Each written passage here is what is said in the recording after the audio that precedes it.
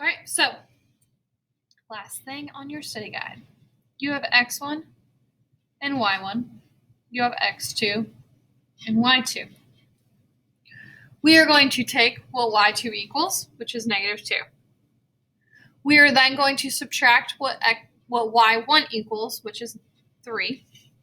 We are going to take what x2 is, which is 4, and subtract what x1 is, which is -1. Then, let's just plug and chug. What's -2 minus 3? -5.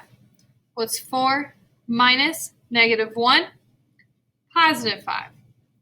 That gives me -1. Then you are going to pick a point. Really doesn't matter which point you pick. I'm going to pick this one. Okay? So I'm going to write that point right here below. In place of m, I will put what we just found m to be. So in place of y, I will have a 3. In place of m, I will have my -1. In place of x, I will have my -1. So I'm going to bring down my 3. What's -1 times -1? +1. To get b alone, I need to subtract 1 on both sides.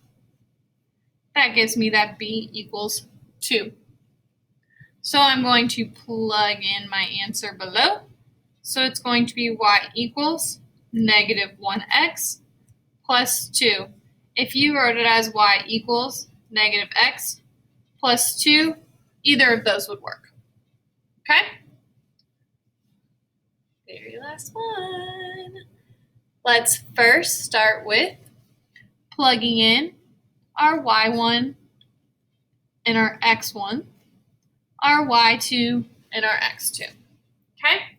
So I'm going to have 4, because that's what y1 is, minus what I will take y2, which is 4, and subtract y1, which is -2. I will take x2, which is 3, and subtract x1, which is 0. 4 minus -2 is +6. 3 minus 0 is 3. 6 divided by 3 is 2. From there, I'm going to pick a point. In this case, I'm going to choose the first one. So I'm going to bring down, actually I lied. I have both positives, don't I? So I have 3, 4, and I have m is 2. If you pick the first point, that's fine. You can still work with that. Okay?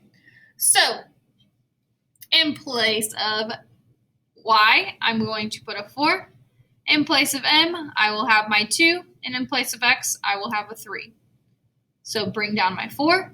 2 times 3 is 6. In order to get b alone, I have to do the opposite, which means -6 on both sides.